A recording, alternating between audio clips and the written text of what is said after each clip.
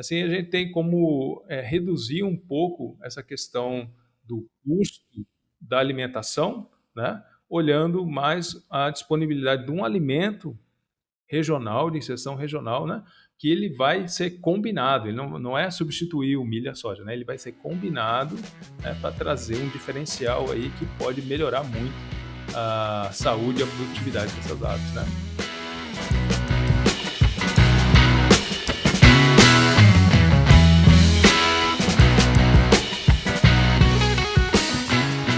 Analisando os dados do canal, percebemos que cerca de 97% de vocês que assistem aos nossos episódios com frequência ainda não estão inscritos.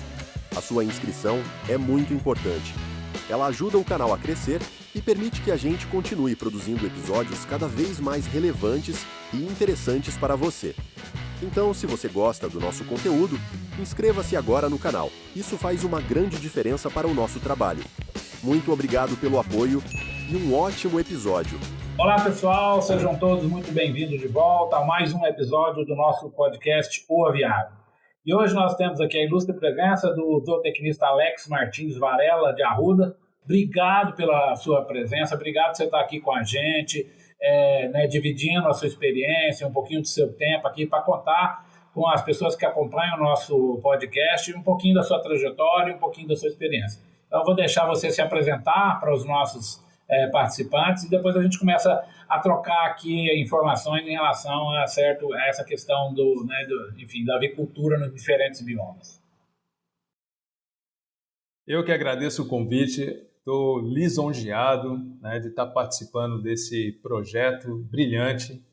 É uma satisfação muito grande estar aqui com vocês, né, e eu espero poder trazer algumas informações, alguns conhecimentos, né, que vão enriquecer aí os episódios, né, do podcast O Aviário, que eu sou um escutador, né, constante, aí eu sempre estou ouvindo, tem muita coisa boa, né, quando a gente olha para atualização, inovação tecnológica, desenvolvimento de produtos, a gente sempre tem excelentes profissionais participando do podcast e trazendo conhecimento e informação de primeira grandeza. Conta pra gente a sua história, como você foi parar aí em Mossoró? Bora. Então, rapidinho, né? Meu nome de guerra aqui é Alex Varela, né? Eu me formei, eu sou de São José dos Campos, São Paulo, tá? No Vale do Paraíba ali, né? Na divisa da Mantiqueira ali com o sul de Minas, né? A família da minha mãe é dali, daquela regiãozinha ali, o pessoal conhece bem, né? E a família do meu pai é daqui do Rio Grande do Norte, né? Então, aí quando juntou um potiguar com a mineira e pronto, aí sou eu, né? Então, o que aconteceu? Eu tive minha formação acadêmica na Universidade Federal de Lavras, né? Eu me formei em zootecnia, tá? Na década de 90 ali, e depois dei uma passadinha ali por Juiz de Fora, na Embrapa e tal, aquele ensaio e tal, e fui parar na Unesp, em Jaboticabal, fazer um mestrado, né? Inclusive o Ilustre Café, ele estava já de saída quando eu cheguei, né? E praticamente ali quase tem uma convivência boa ali, né? E terminando o mestrado na Unesp de Jaboticabal, eu fui para Viçosa, fiz doutorado lá, né? Minha área é nutrição de monogástricos e não ruminantes, né? E avaliação biológica de alimentos, né? Bom, terminando isso aí, eu tive uma passagem por alguns anos no oeste do Paraná, trabalhei ali por alguns anos na Universidade Estadual do Oeste do Paraná, né? Foi um aprendizado muito grande, uma vivência intensa, né, na avicultura de aves e suínos, né, na produção industrial, um esquema de integração ali muito forte, né, questão de exportação e tudo mais, né, uma tecnologia de ponta.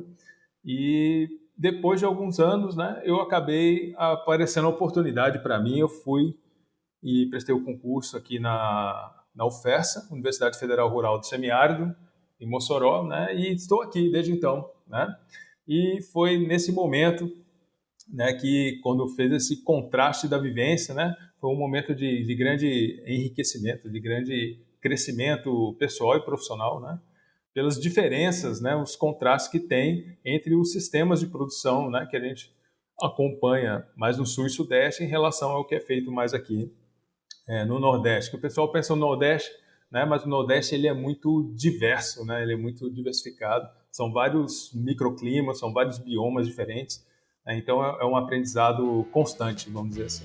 O podcast O Aviário só é possível através de empresas inovadoras e que apoiam a educação continuada na avicultura brasileira. PPG VET, o programa de pós-graduações que prepara você para ser um profissional disputado no mercado veterinário. Grupo BR Render. Fazemos juntos o produto para atender você, cliente. Novos. Líder em soluções de nutrição inteligente para o crescimento dos negócios na produção de proteína animal. Pegasus Science, a solução inteligente e em tempo real para a interpretação de micotoxinas. Alltech, soluções nutricionais eficientes e sustentáveis para fortalecer a avicultura. Quando você chegou na universidade, aí você, né, começou lá, naturalmente se estruturar para fazer pesquisa. Hoje, qual, vamos dizer, assim, primeiro antes de falar um pouco da pesquisa, como é que você, assim, apontaria a diferença, vamos dizer, da avicultura aí, nessa realidade aí, né, de vocês aí? Eu sei que deve ter algumas empresas, né, que são, né, da avicultura industrial. Qual que seria uma diferença que você acha que é marcante entre a indústria do Sul, Sudeste, né, para aí mais ou menos na região, não vou dizer Nordeste, né, como você mesmo falou, Nordeste é um mundo inteiro, né, mas para essa região onde você está, o que você classificaria em termos de diferenças que você gostaria de pontuar? Bom, o que a gente percebe no primeiro momento é a questão climática, né? Essa questão climática ela acaba trazendo um investimento em infraestrutura que é bem diferente, bem diferenciado, né? Então aqui a parte, vamos dizer assim, de ambiência, ela é muito significativa, né, nesse sentido, né, para a questão do conforto, do bem-estar dos animais, principalmente criados em sistemas intensivos, né? Mas o sistema de integração, o pacote tecnológico, ele está presente também, né? Então, da mesma maneira, a gente percebe que, com relação à avicultura industrial, vou colocar assim, né? São muito parecidas nessa logística, né? Então, essas diferenças de biomas regionais, né, que acabam trazendo uma diferença mais significativa com relação à infraestrutura e investimento, né? É lógico que a gente olha para fenótipo, né? Fenótipo é a interação genética ambiente, né? E dentro do fator ambiental, a gente entra para o lado da nutrição muito forte, né? Então, a gente percebe claramente que essa questão, você olhar a alimentação como um investimento, né? Mas tendo ainda aquele peso, né, do custo de produção, isso também é um diferencial com relação a commodities, a suplementos, a aditivos que são utilizados nesses sistemas de produção, né? Por outro lado, se você me permite, né, por outro lado, a gente tem também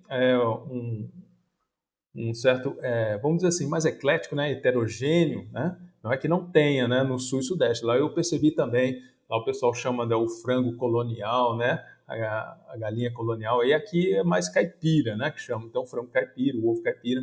Então a gente tem esse sistema semi-intensivo, semi-confinado com médios produtores, né, que é forte, que atende o mercado local, e tem também alguns nichos relacionados com orgânico e agroecológico, né? Então essas diferenças, né, elas acabam permeando toda a avicultura aqui no Nordeste, e a gente percebe que cada vez mais, né, isso no Brasil como um todo, né, no Sul e Sudeste não é diferente, no Centro-Oeste, né, que existe um certo investimento buscando exatamente esses nichos de mercado. Então a gente olha como está crescendo muito a produção de frango e ovos orgânicos, né, por exemplo, né, os investimentos são cada vez maiores aí, nesse sentido. É justamente isso que eu gostaria de colocar. Como é que essa interação aí, uma coisa que a gente tem falado muito e preocupado muito, né? Dessas pequenas criações, essa agricultura familiar, obviamente que é super muito bem-vindo, mas obviamente que, né, a questão de biosseguridade dessas pequenas propriedades é uma preocupação do setor como um todo, né? E como é que isso acontece aí? Como é que essas pequenas propriedades, qual é o nível tecnológico dela? É claro que às vezes isso varia muito, né, Alex? Às vezes tem propriedades em que, mesmo sendo um sistema mais extensivo, o produtor aplica alguma tecnologia, Mas como é que você enxerga esse nicho aí, conforme você bem falou, que ele existe aí em relação a, vamos dizer, a posição dele e a importância econômica e social dele nessa região? É verdade. A gente faz uma brincadeira que é a seguinte: mercado é igual a pessoas mais dinheiros, né? Então, se não tem dinheiros, só tem pessoas, não tem mercado, né? Então, paralelamente a essa brincadeira aí, né, o que a gente percebe é o seguinte, né, os pequenos produtores, eles são organizados, né, e eles não consomem tudo que eles produzem. Então, aí a gente percebe claramente, né, que a gente chama de tecnologia, mas a gente tecnologia pensa em sistemas da tecnologia da informação, digital, a internet das coisas, né, etc. e tal. Não, mas existem tecnologias, né, que são artesanais, tecnologias que são adaptadas para esses diferentes contextos, né, de sistema de produção de pequena escala, né? Então a gente percebe claramente uma flexibilidade, uma facilidade grande, né, nesse sentido da transição do sistema de produção de frangos e ovos caipiras para migrar para um orgânico, para migrar para um agroecológico, né? Aí o que aparece, então, com relação muito bem colocado da biossegurança ou alimentar ou biosseguridade, né, do sistema, as certificadoras, né? Então, essa inspeção, essa fiscalização e as certificações é que vão realmente agregar valor nesses produtos, né? E aí muitos deles se organizam, vamos colocar assim, no sentido de formar cooperativas, né? Que aí eles conseguem, então, vamos assim, fazer uma logística que seja mais acessível, né? Que eles consigam estar dentro desse mercado, né? Porque senão fica a questão da informalidade. E aí, na informalidade, a gente sabe todo o risco sanitário que está envolvido, né? Com relação aos produtos avícolas, né? Mas, no geral, basicamente, né?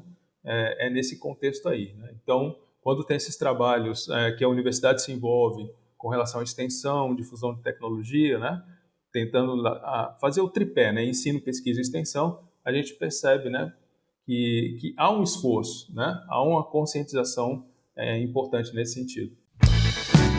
Empresa global de nutrição animal, a Alltech oferece soluções para enfrentar os principais desafios da avicultura.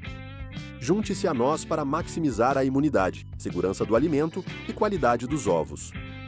Com a Alltech, você não precisa escolher entre desempenho, bem-estar e sustentabilidade. Então, Alex, conta para nós agora, certo, o que você tem feito aí em termos de pesquisa, né? Você fez mestrado em Jabuticabal, doutorado em Viçosa, né? Tá aí numa federal. Como é que vocês andam fazendo em termos de pesquisa? Conta um pouquinho para a gente desse trabalho aí de pesquisa tão importante na avicultura, né? E eu costumo dizer, né, Alex, que a gente é privilegiado porque a avicultura, né, privada, vamos dizer assim, as indústrias, elas sempre, né, têm a possibilidade de estar dando algum tipo de apoio para a gente que está nas universidades, né? Eu até aproveito a oportunidade para agradecer, e aí, claro, eu não vou nominar nenhuma empresa, mas as empresas Brasil afora aí, que, né, participam com esse apoio para nós, pesquisadores, tão importante para, né, a gente manter o nível científico da avicultura brasileira alto, como sempre foi. O que você anda fazendo aí de pesquisa aí, enfim, de novidade? Conta para a gente. Muito bem. Então, Café, aqui a gente tem uma parceria muito forte da Universidade Federal Rural do Semiárido, a UFESA, com a empresa de pesquisa agropecuária do Rio Grande do Norte, que é a Imparne, né? Então, a UFESA aqui em Mossoró e a Imparne, a sede dela em Natal, né? Então, a gente tem muitos projetos de pesquisa envolvidos nessa área nossa de alimentação, de avaliação biológica de alimentos, né, de exigências nutricionais, sempre olhando para a questão do fenótipo, né? Então, a gente vai em cima da nutrição, que é multidisciplinar, ela é interdisciplinar, né? Conversa bem com a imunidade, conversa bem com a ambiência, né? Conversa bem com a genética. Então, a gente trabalha nesse sistema de equipes multidisciplinares, vamos colocar dessa maneira, né? Um trabalho de pesquisa e de extensão. Bom, dito isso, né, o forte aqui seria, no momento, né, o atendimento aqueles chamados pequenos, médios e até grandes, né, que estão atuando na avicultura semi-confinada, chamado semi-intensivo, né, que é um nicho de mercado onde tem o frango caipira, tem o ovo caipira, né, e tem essa possibilidade ou a flexibilidade, né, de facilitar a transição para a produção de orgânicos ou de agroecológicos. Então, aí, obviamente, depende muito das associações, depende das cooperativas, né? Depende muito da logística envolvida com o sistema de produção, né, desses produtores aí. Tá? No sistema industrial, avicultura mais pesada tecnologicamente, né, que olha mais para as commodities, vamos colocar dessa maneira, né? O nosso trabalho ele é um pouco mais restrito, né? Porque os pacotes tecnológicos eles chegam prontos aqui, né? Então o pessoal assim não abre muito assim para a gente, né? Você quer trabalhar com inovação tecnológica, o desenvolvimento de produtos e tal? Assim, não, o pacote chega pronto aqui para a gente. Então tudo bem, né? Quando quiser estamos à disposição, não é isso? Mas enfim. Então eu vou falar um pouquinho dessa experiência que tem o FESA em Parne, né? Onde a gente tenta colocar assim de uma maneira mais perspicaz possível, né? Mostrar que a substituição parcial do binômio milho e soja, né? Que são alimentos convencionais de excelente qualidade, né? A substituição parcial ela é viável com alimentos alternativos regionais. Né, alimentos dentro da biodiversidade dos biomas que estão, vamos colocar assim, geograficamente distribuídos, né, de acordo com a localização desses produtores. Né. Então, a gente tem um trabalho mostrando, né, que plantas alimentícias não convencionais ou então espécies de cultivares que estão na transição entre o extrativismo e o cultivo comercial, né, elas são viáveis, né? Alimentos que normalmente não teriam uma perspectiva de uso, né, em termos de logística nutricional, e a gente faz as pesquisas e mostra, né, qual é o valor nutritivo desse alimento, quais são os nutrientes que estão ali, faz os ensaios de digestibilidade, de metabolismo e mostra como que o animal aproveita, quais são os benefícios, né, nessa interação alimento-animal, e depois os índices zootécnicos, né, os índices de produção, mostrando como é, então, a conversão alimentar, como é um rendimento de carcaça, uma qualidade de carne, como é uma taxa de postura, né, como é a qualidade do ovo que está sendo gerado. Então, tudo isso acaba esclarecendo e mostrando o potencial, né, desses alimentos que, vamos dizer assim, eles não são levados muito a sério, né? Então a gente mostra, né, a importância que a pesquisa tem nesse sentido, que não é substituir totalmente, né, o milho, soja e trigo. Não, a intenção nunca foi essa, na verdade, porque são alimentos de difícil concorrência, vamos colocar assim, né? São alimentos muito bons, né? Então a gente mostrando que isso a questão de combinações, né?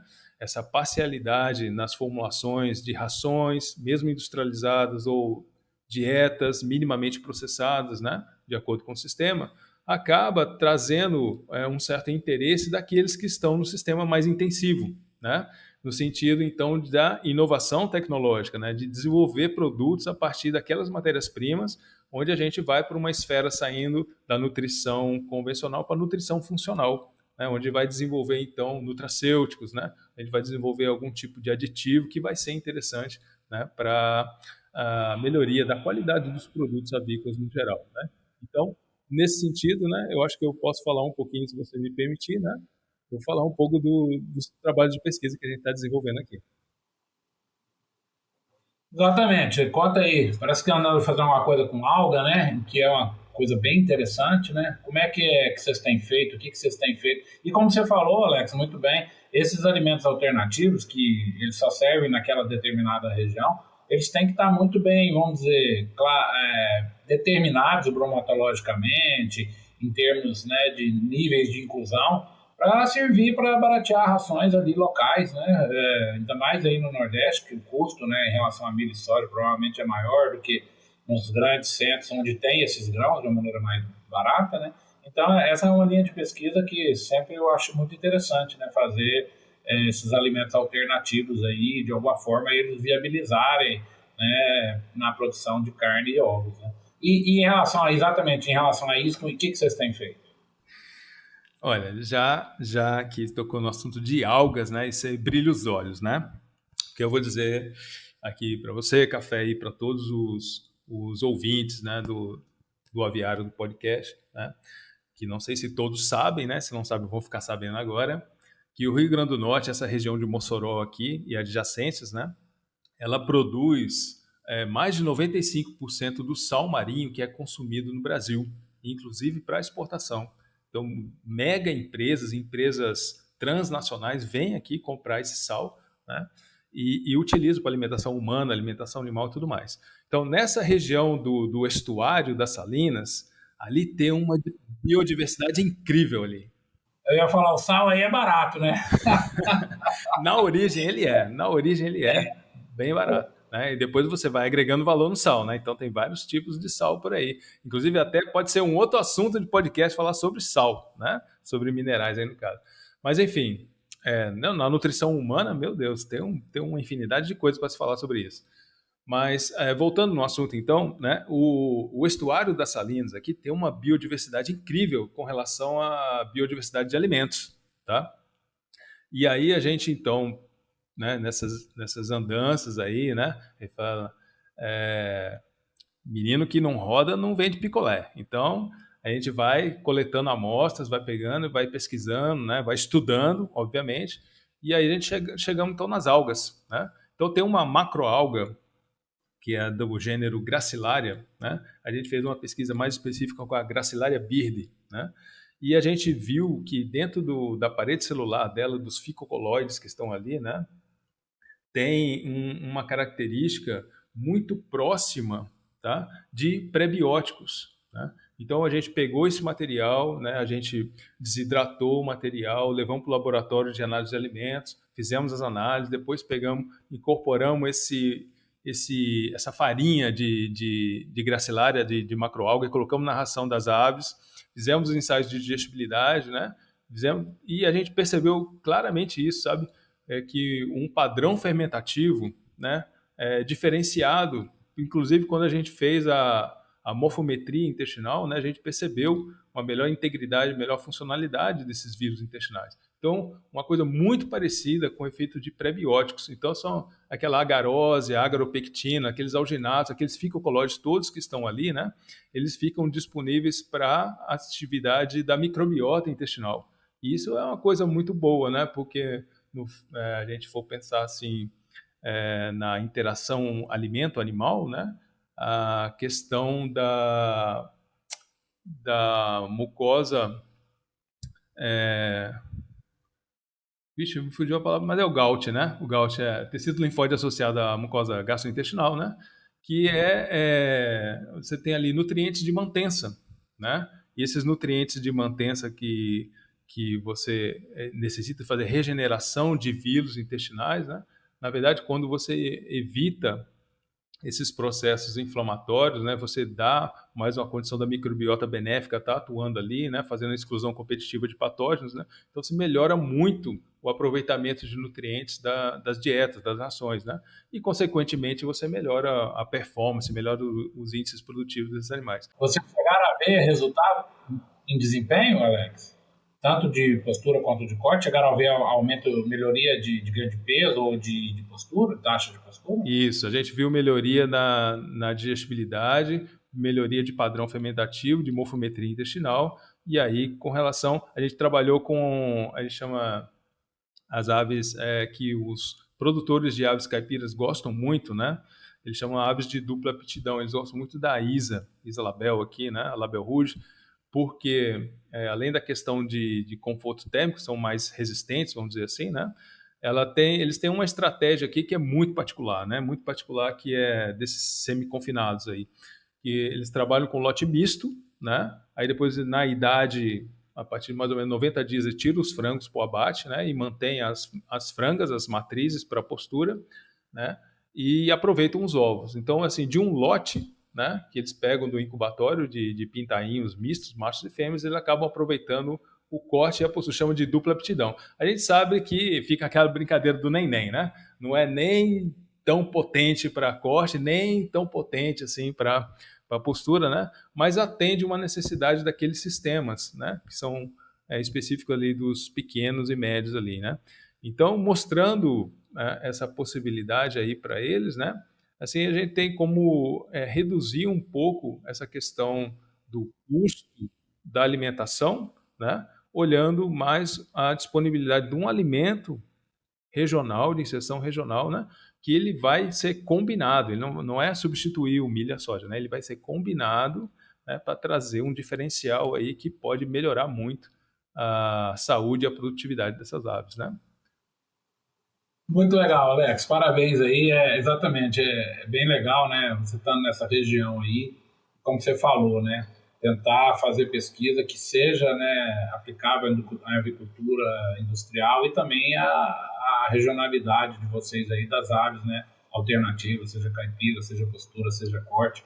E é isso mesmo, tem muita coisa para fazer. O que é bonito na avicultura e que deixa a gente entusiasmado, e a gente que gosta da área, né? A gente fica feliz porque cada cantinho desse país aí tem uma realidade e que a avicultura está sempre buscando, e as inovações sempre, né, sempre na frente aí, oferecendo aos produtores soluções tecnológicas, né, possíveis, plausíveis, enfim, produzindo alimento de qualidade a um preço baixo, né, baixo custo. Você me permite, Café? Quero falar mais uma coisinha? Sim. Com relação à inovação tecnológica, né, já olhando agora para os grandes produtores, né, da avicultura mais intensiva, né, e principalmente para a questão de ovos, né, qualidade de ovo, tem uma outra alga aqui também do estuário das Salinas, aqui dessa região nossa aqui, que é super interessante, eu não posso deixar de falar dela, tá? Que é a microalga Dunaliella salina, né, que é do estuário de Salina. Ela é uma microalga que, quando ela fica sob estresse de radiação, né, nos cristalizadores de sal, né, na fase final da produção do sal, a gente vai lá e coleta, né, essas microalgas, tá? E elas são extremamente vermelhas, sabe? Extremamente vermelha, rosa avermelhado. Quando a gente levou para o laboratório, fez os processos de desidratação, né, e depois fizemos a incorporação nas farinhas e fornecemos para as poedeiras aqui nos ensaios nossos, né, a gente percebeu claramente o efeito antioxidante e pigmentante dessas microalgas. Então, quando a gente olha para a inovação tecnológica, né, você pensa numa fonte de carotenoides, principalmente o beta-caroteno, tá, que é de origem natural, né, natural. Ele tem vários isômeros lá, por isso a biopotência dele é maior do que o sintético, né? E ele traz os benefícios também para a morfometria intestinal, integridade e funcionalidade dos vírus intestinais, traz a melhoria do índice de gema, né, que é o peso e a área da gema, traz melhoria na taxa de postura e traz a pigmentação da gema. Olha que coisa incrível, né? Então a gente ainda até tem uma extrapolação para o shelf life, que é a vida de prateleira desse ovo, né? Que como ele está mais rico em antioxidantes, ele acaba tendo o ovo fresco de melhor qualidade por mais tempo, né? Então, quando a gente agrega informação, né, nesse tipo de pesquisa de básica para aplicada, né, trazendo esse contexto da inserção regional, a gente vê que mundo fantástico que a gente tem, de certa maneira, inexplorado, né? De certa maneira inexplorado, por quê? Porque na Austrália a BASF já está lá explorando essa Dunaliella salina já há algumas décadas, né? E aqui a gente tem uma fonte potencial, né, maravilhosa, incrível, que está aqui do nosso lado, né? E a gente está mostrando as pesquisas aqui, ó, realmente funciona, faz efeito, né? É uma fonte essencial, importante e interessante nessa questão do ovo, né? E olha a bandeirinha aqui, ó. Estamos aqui. Inovação tecnológica é com a gente mesmo. Vamos embora. Super legal, Alex. Resultados, conforme você mesmo pontuou, super interessantes, potencial enorme para explorar. Gasta-se, né? Tem produtos aí no mercado que não são baratos para fazer coloração, né, aumento da pigmentação da gema. Então, fica o convite aí para essas empresas e, né, para a própria BASF vir para, né, o Rio Grande do Norte explorar essa potencial utilização aí.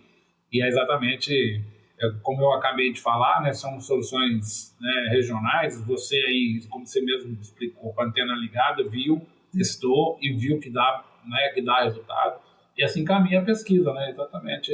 A gente faz esse casamento entre o acadêmico e o aplicado e vamos seguindo adiante.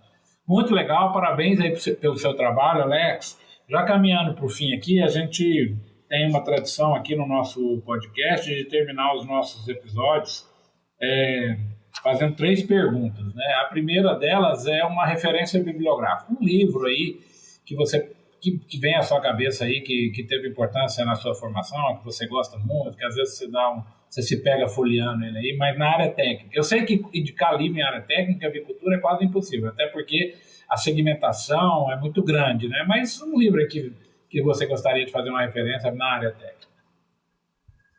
Claro, claro. Eu tenho uma biblioteca em casa, né? A minha família, todos são leitores lá, assíduos, né? E a minha esposa, ela é a nossa tutora, é responsável pelas indicações todas de todos os livros, multiárea, tudo que a gente tem em casa.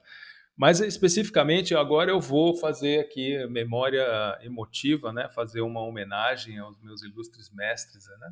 Da década de 90, quando eles lançaram esses livros, né? Na área técnica.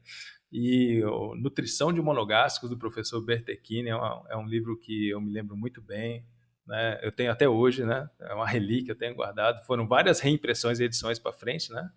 E, se me permite, uma segunda indicação é a Fisiologia Aviária, do professor Macari, né? Que também utilizei demais esse livro, foi muito importante na minha formação, estudei muito em cima dele. E tenho também a relíquia guardada daquela época, né? E já foram várias atualizações, várias edições aí para frente, né? Mas eu tenho aquele lá que saiu na década de 90. Primeiro, né? Primeira edição. Tenho guardado, que isso é relíquia. Aproveitar aí, né, Alex, e mandar um abraço aí para o Bertechini e para o Macari, são, né, pessoas que são formadores, né, de muita gente. A avicultura deve muito para esses 2 grandes pesquisadores.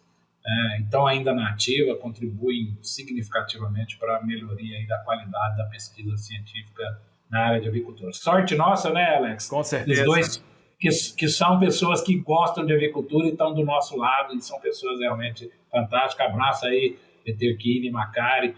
Vocês são nossos, certo, eternos ídolos.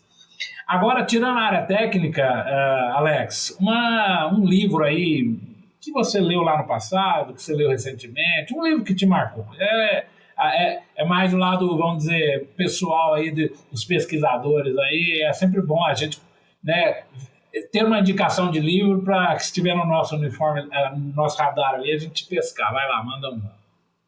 Eu vou voltar no tempo agora, cápsula do tempo, vou voltar mais ainda, né? Esse livro é da década de 70, se não me engano, chama História da Alimentação no Brasil, do Câmara Cascudo. Esse livro é incrível, porque ele traz o capital cultural do nosso agente, do nosso povo, né? O processo de formação da gente como sociedade, que inclui a alimentação, que inclui a nutrição, né? E faz a gente pensar nesse contexto multidisciplinar, né? Que é tão importante, né? Interações sociais, econômicas, biológicas, né?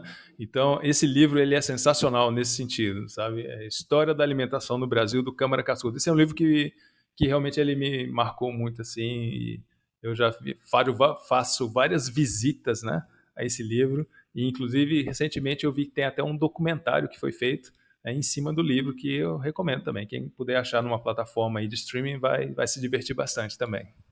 É o que você falou, é um livro antigo, mas atual, né? Exato. Tem muita coisa para a gente aproveitar. E aí, para terminar, Alex, a gente termina fazendo a pergunta para o nosso entrevistado. De novo, te agradecer aí pela certa presença aqui com a gente. Como que você enxerga, né, o profissional de sucesso? Acho que é legal você deixar essa receita aí, essa visão, como você enxerga o profissional de sucesso, principalmente para os nossos jovens que estão dando os primeiros passos na avicultura e para aqueles também, né, que estão ainda em processo de formação profissional, que não termina nunca, né? A gente está aqui, eu ainda tenho cabelo, você já perdeu os cabelos, né? Mas a gente nunca para de aprender, né? Como é que é, certo? E é isso, né? A avicultura, se tem uma coisa que a gente aprende é que a gente tem que estar sempre aprendendo, né? Como é que você enxerga, Alex, o profissional de sucesso da avicultura? Olha, tenho certeza, é a aprendizagem contínua. Está sempre motivado, sempre disposto a aprender com o novo, aprender com o diferente, sempre, sabe, se atualizando. Eu acho que tenho certeza, é o diferencial realmente, sabe, o que a gente chama de capacitação profissional, né, que é o conhecimento, a habilidade, a atitude, né, e juntando tudo isso, né, propósito, né, ter propósito. E o propósito ele vem com essa mente aberta, né? Eu como professor me colocar sempre na posição de estudante, né? Então eu estou sempre querendo aprender, sempre tem alguma coisa nova que eu possa aprender com um diferente, sempre tem algo para melhorar, né? Então eu acho que a aprendizagem contínua, né, é o que realmente faz a diferença quando a gente está buscando o sucesso, né, o propósito na vida profissional e pessoal, né? Muito legal, muito legal. É realmente, ainda mais, especialmente na avicultura, né, Alex? Que basta 2 anos para você ficar totalmente ultrapassado, né? Que é uma área que realmente se renova constantemente. Alex, muito obrigado pela entrevista, muito obrigado aqui por você estar aqui dividindo, né, o seu conhecimento, certo? Um pouco da sua experiência com a gente. O propósito do nosso podcast é esse, é trazer as mentes brilhantes da avicultura para estar conversando com a gente, né, que está apontando aqui caminhos, mostrando através da experiência pessoal inovações, conhecimento, né, mudanças. Então, muito obrigado, muito legal o episódio, muito legal ter você aqui com a gente. Eu já também me dirigindo aí às pessoas que estão nos acompanhando, agradecer aí os índices de audiências nossos estão muito bons, então agradecer as pessoas que estão aí nos acompanhando. Muito obrigado pelo voto de confiança. Pode ter certeza que nós vamos continuar trazendo pessoas aqui, né, para dividir com a gente o conhecimento. Alex, as palavras finais são suas. Muito obrigado mesmo pela presença. Valeu. Eu que agradeço, porque me senti lisonjeado de receber um convite, né, desse trabalho brilhante que vocês fazem, né, da plataforma de podcast, né, do Aviário. Eu sou um ouvidor assíduo, né? Eu acompanho, recomendo aos universitários aqui, os estudantes também, que ouçam os podcasts, que eles são importantes, né? Principalmente quando estão relacionados com a área da nutrição, da alimentação, são incríveis, né? São pessoal altamente gabaritado que está dando entrevista aí. É uma conversa informal, né? É um conhecimento, né, científico, né, que é levado de uma maneira informal, e isso é muito agradável, né? Então, é cativante. E essas informações, elas ficam, né, guardadas. Então, eu acho que vocês estão de parabéns, né? Uma grande satisfação tá participando aí. E eu acho que, assim, eu gostaria de falar muita coisa, né? Mas já sabe que tem a limitação do episódio, né? Mas, nossa, tem tanta coisa para falar aqui com vocês, para compartilhar, né? Que, assim, um episódio de podcast, a gente está só arranhando a superfície ali do que realmente é a vivência, né? Que a gente poder conversar e dialogar e trocar ideias, né? Seria possível de fazer, né? Então, é uma oportunidade incrível. Eu só tenho a agradecer, desejar sucesso, né, pro projeto de vocês, né? E falar também que eu também tenho um podcast, tá? O meu chama NutriShot, tá? Ótimo, ele é voltado para o nivelamento na área de nutrição para os estudantes aqui. Ele é mais acadêmico, né? Vamos colocar assim, né? Mais voltado para a formação aqui dos zootecnistas, dos veterinários, né? Dos agrônomos, né? Todos os que estão envolvidos aí com a avicultura, né? Na área de nutrição. Mas começou lá na pandemia. Comecei na pandemia, né, professor multitarefa, né? Comecei a fazer um monte de coisa, então saiu um podcast, fazer o NutriShot, né? Os drops de conhecimento. Opa, tô na área também. As pessoas que nos acompanham também fazer uma visita ao podcast do professor Alex, NutriShot lá. Bom, pessoal, agradeço novamente aí a vocês que têm nos acompanhado. E estaremos de volta em breve aí com novos episódios do nosso podcast O Aviário, trazendo as mentes brilhantes da avicultura para dividir conosco suas experiências, conhecimentos e informações. Um abraço e até o nosso próximo episódio.